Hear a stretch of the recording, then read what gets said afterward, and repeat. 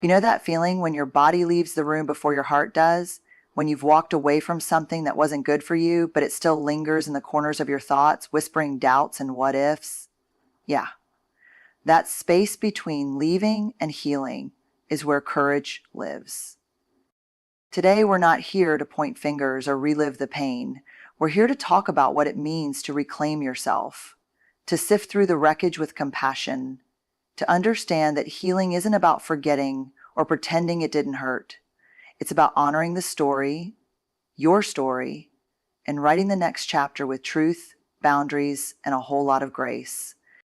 We're going to talk about what it means to trust yourself again, to stop apologizing for surviving, and to start the kind of healing that doesn't just patch the wounds, but teaches you how to love yourself deeper because of them. Leaving a toxic relationship is never just about walking away from another person. It's also about confronting the invisible wounds that relationship left behind. Toxic dynamics can distort your sense of self, cloud your judgment, and make you question your worth. The first step toward healing is recognizing the impact that toxicity had on you, not just emotionally, but mentally, physically, and even spiritually. And this recognition is not about blame, it's about awareness. It's about understanding what happened so you can begin to untangle your identity from someone else's behavior and reclaim your power, piece by piece. In toxic relationships, especially the ones that unravel slowly, it can be hard to pinpoint when things started going wrong.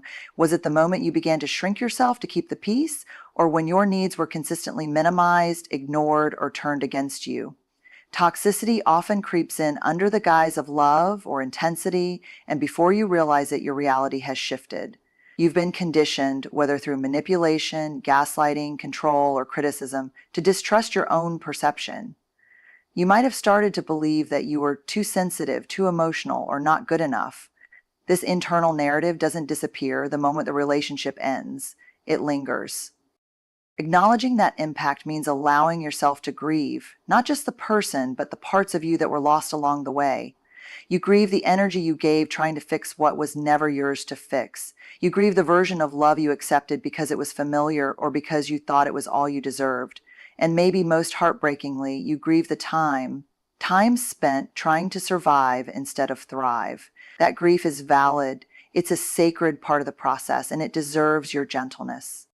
This stage of healing also calls for honesty. It's about being real with yourself, about how the relationship affected your thoughts, behaviors, and emotional responses. Are you more anxious in relationships now? Do you find it hard to trust people or trust yourself? Do you notice that your self-talk has grown more critical or harsh? These patterns are the echoes of emotional harm, and the goal here isn't to judge yourself for them. When you can name what's happening inside of you, you can begin to shift it with intention and care. It's important to remember that the impact of toxicity doesn't define you, but it does shape your inner world for a while, and healing requires making space for that truth. This might mean journaling about your experiences, seeking therapy, or talking to people who remind you that you're not alone. Sometimes the most powerful thing you can do is simply tell the truth to yourself. That hurt me, I didn't deserve that, and I'm allowed to heal from it. These small declarations become a foundation for your recovery. They give you language when shame tries to silence you. Recognizing the impact of toxicity is an act of courage. It means facing pain you might have tried to minimize or ignore. It means not sugarcoating what happened or excusing it because it wasn't always bad. It means looking at your story with clear eyes and an open heart and refusing to let it make you bitter. This part of the journey isn't easy, but it's necessary. Because once you name the wound, you can start to tend to it. Once you see the pattern, you can choose something different. And once you acknowledge how deeply you were hurt, you begin to understand just how worthy you are of something better. Rebuilding self-trust after leaving a toxic relationship is one of the most challenging and transformative parts of healing. When you've been in a situation where your feelings were dismissed, your choices constantly questioned, or your reality twisted, it's easy to lose faith in your own judgment. You start second-guessing yourself, wondering if you're too emotional, too dramatic, or just plain wrong. Over time, this erodes your ability to trust the one person you need the most: yourself. Toxic relationships often involve manipulation that confuses your inner compass. You might have been made to feel guilty for having boundaries, selfish for expressing your needs, or even crazy for noticing things that weren't right. That kind of emotional gaslighting doesn't just fade away, it settles into your thoughts and shows up as hesitation, self-doubt, and fear, even after you've left. You may catch yourself constantly asking others for reassurance or approval, scared to make decisions without validation. Rebuilding self-trust means slowly learning to listen to yourself again and to believe that your feelings, your instincts, and your voice are valid. At first, this process can feel foreign and uncomfortable. You may not know where to begin or what it means to even trust yourself. And that's okay. Start with small promises. When you tell yourself you're going to do something, whether it's drinking more water, saying no to something you don't want to do, or taking a walk when you're overwhelmed, follow through. These may seem like small, everyday actions, but they are actually profound declarations to your nervous system that you've got you. Each time you keep a promise to yourself, you're planting a seed of trust. Over time, those seeds grow into confidence. Self-trust also means honoring your emotions instead of suppressing them. In a toxic relationship, you may have been taught that certain feelings weren't acceptable: anger, disappointment, sadness. But those emotions carry messages. Anger can reveal when a boundary was crossed. Sadness can show us where something mattered deeply. When you validate your own feelings rather than pushing them aside, you begin to repair that inner relationship. You send yourself the message, "I'm listening, I believe you." There will be moments when old patterns try to resurface, when you'll feel tempted to minimize your needs or over-explain your choices. That's part of the process. Healing doesn't require perfection, it requires awareness. The more you notice those moments and gently redirect yourself back to self-trust, the stronger that trust becomes. It's not about never doubting again. It's about having a solid enough relationship with yourself that when doubt does come, you know how to move through it. Another key part of rebuilding self-trust is learning how to make decisions from a place of clarity instead of fear. In toxic relationships, choices were often met with criticism or consequences. You may have learned to anticipate others' reactions before even considering what you truly wanted. Reclaiming your decision-making power means pausing to ask, what do I need right now? What feels true for me? And then having the courage to act on it, even if your voice shakes a little. This journey isn't linear. Some days will feel like big leaps forward. Others might feel like you're stuck in old doubts. But every time you choose to show up for yourself, every time you trust your instincts, even when it's hard, you're rewriting the narrative that was given to you. You're proving to yourself again and again that you are capable, wise, and deeply worthy of trust, not just from others, but from the most important person in your life, you. Setting and honoring boundaries after leaving a toxic relationship is not just an act of self-protection, it's an act of self-respect. When you've been in a dynamic where your limits were constantly pushed, ignored, or punished, it's easy to forget that you're allowed to have needs. You're allowed to say no. You're allowed to walk away. Toxic relationships often train us to believe that love is about self-sacrifice, about tolerating discomfort for the sake of connection. So when you begin to set boundaries, it might feel uncomfortable, selfish, or even wrong.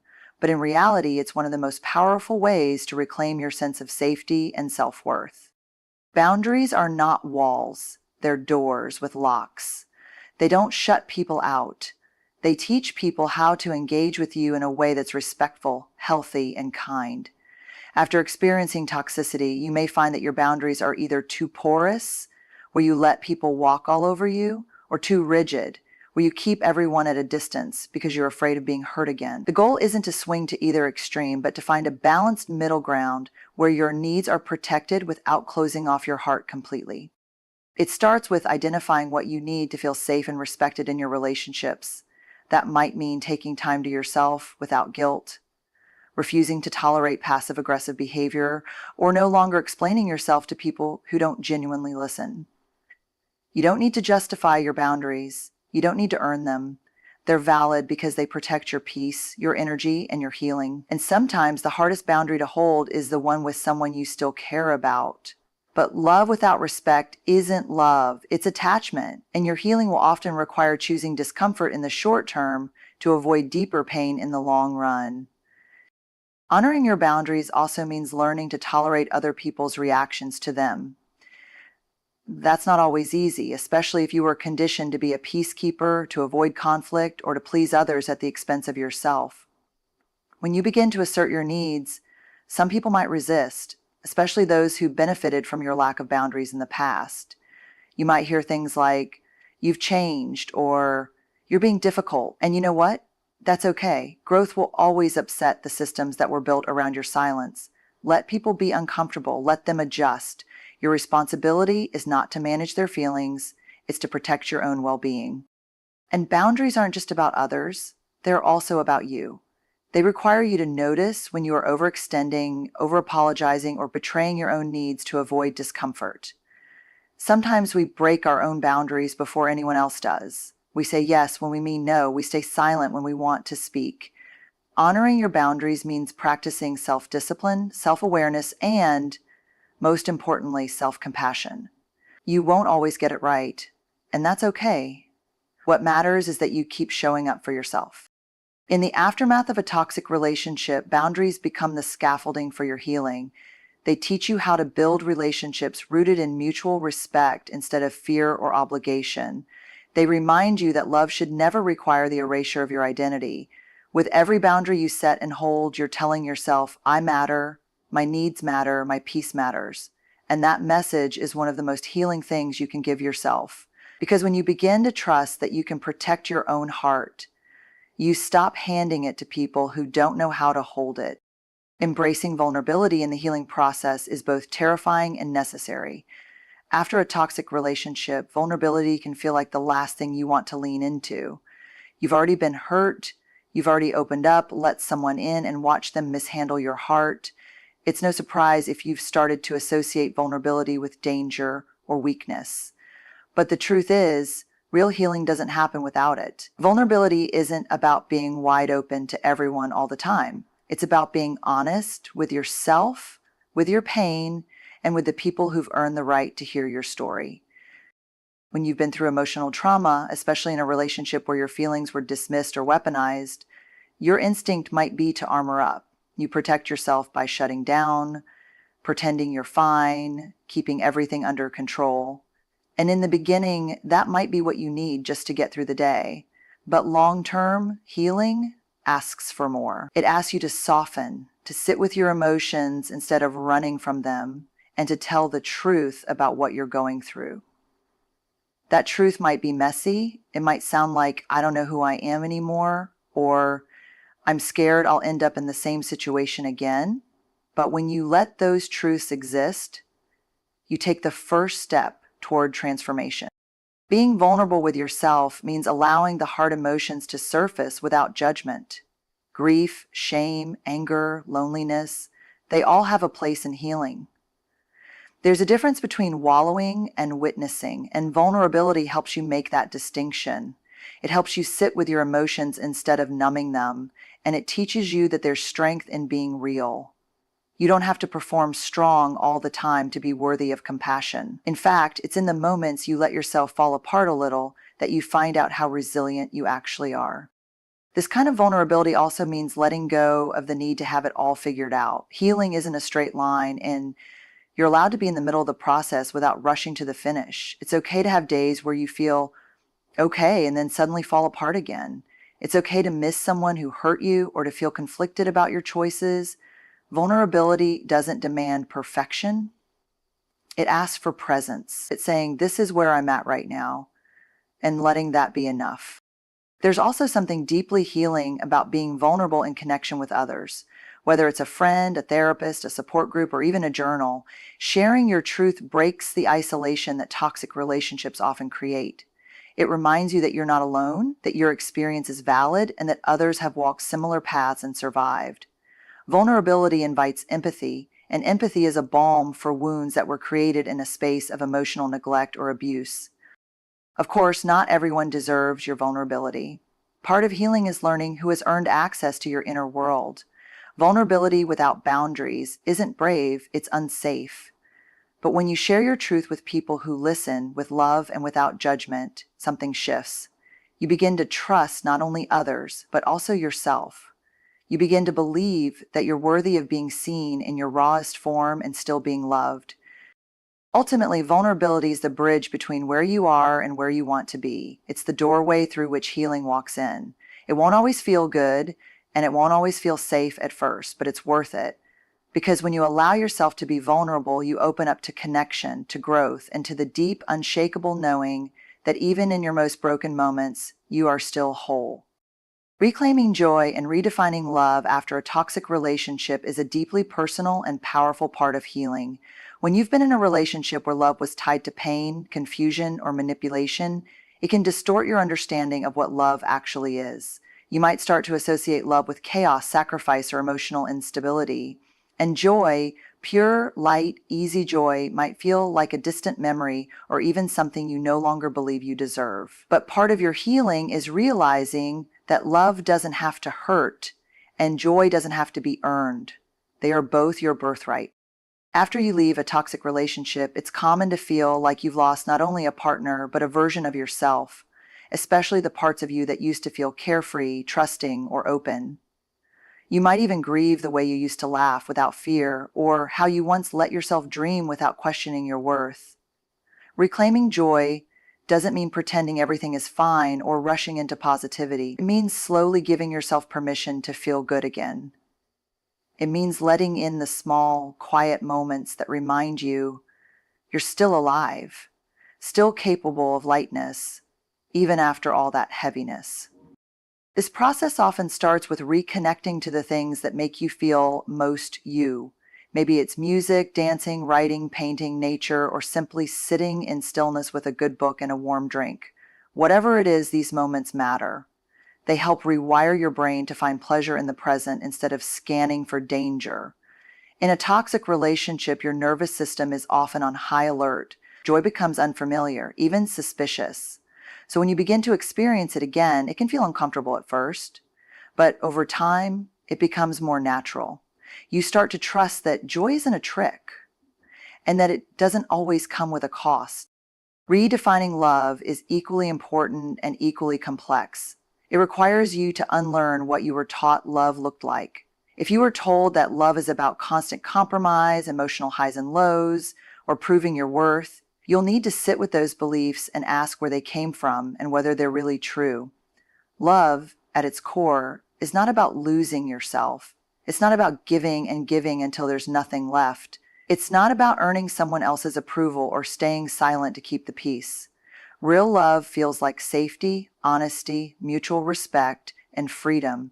It allows you to be fully yourself, not a curated version of who someone else wants you to be. To redefine love, you must first begin to offer that kind of love to yourself. The way you speak to yourself, care for yourself, and show up for yourself every day lays the foundation for every future relationship. It teaches you what you're available for and what you're no longer willing to tolerate. When you treat yourself with compassion, patience, and kindness, you begin to expect that same treatment from others, and you stop confusing intensity or drama for connection. Reclaiming joy and redefining love is not a destination, it's a practice. There will be days when you feel stuck or numb or doubtful, and that's okay. Healing isn't linear, and you don't need to perform happiness to prove you're moving forward. Even the smallest moment of peace, a deep breath, a gentle laugh, a kind thought, counts. And each one is a quiet rebellion against the idea that your past gets to define your future. Eventually, you'll find that joy becomes less rare and more natural. Love becomes less confusing and more peaceful. And you become more whole, not because someone else completed you, but because you came home to yourself. So here we are, standing at the end of something that is really just the beginning. Healing after a toxic relationship is not a straight path, not a checklist, and definitely not something that happens overnight. It's a journey of returning to yourself, piece by piece, breath by breath. It's learning how to sit with the pain without letting it define you, how to rebuild trust in your own voice, how to protect your energy without shutting down your heart, and how to let joy and love back in on your own terms. You've survived something that tried to convince you that you were small, that your needs were too much, or that your voice didn't matter. And yet here you are, showing up, doing the work, choosing yourself. That's not just healing. That's courage. That's resilience. That's power. So take this with you. You are not broken. You are becoming. And every time you honor your truth, every time you choose softness without surrendering your strength, every time you believe in your worth just a little bit more, you are healing, not into who you were before, but into someone wiser, stronger, and more beautifully aligned with who you were always meant to be. Keep going. You're doing better than you think.